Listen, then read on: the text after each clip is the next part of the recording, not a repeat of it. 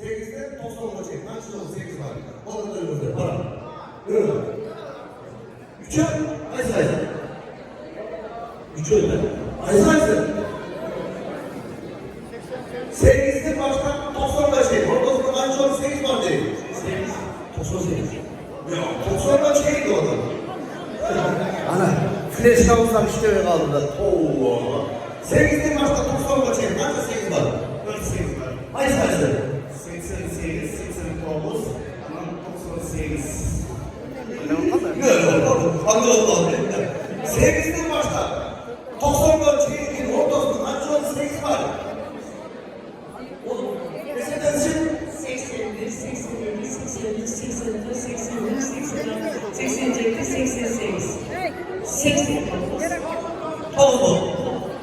Toz. Turmez baba. Ha. Buna ustalarla çakmadı. Hacım. 3 annesi. Kaçmasın olacak. 8'den başla. 90'dan çekin. Kaç 8 var? Ya. Hacım. 11 turmez babaları. Bu haftalar var ya. Burası da var. Burası da var. Gelmezsek var. 8'den başla. 90'dan çekin. Ciğerin sonra. Sakalanmış biri gördüm. Tutma. Çaaa. Hanım iyi olmuş. Aklımız işte değil mi?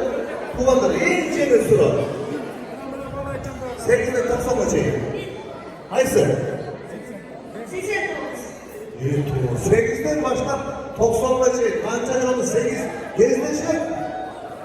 Kaç? Hayır hesapladınız ya.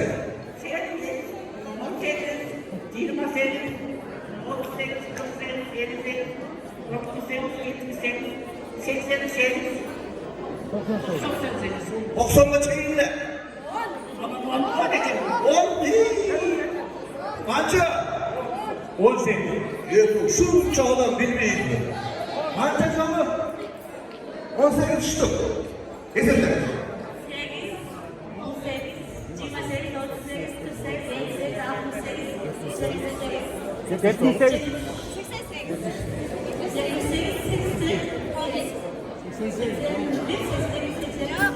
Oğlum turle. Adamın 8 var. Kaç öyle? 18. 18 8 var ya. 80 81 82 koşlar da.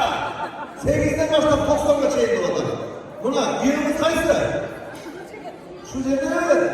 Buna beleksiz ya buna. Bilemiyorum biraz. Bir duanı ölmez. Sakın alır.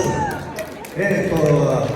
8'den 90'la çekin. 18 şut 8 var ya.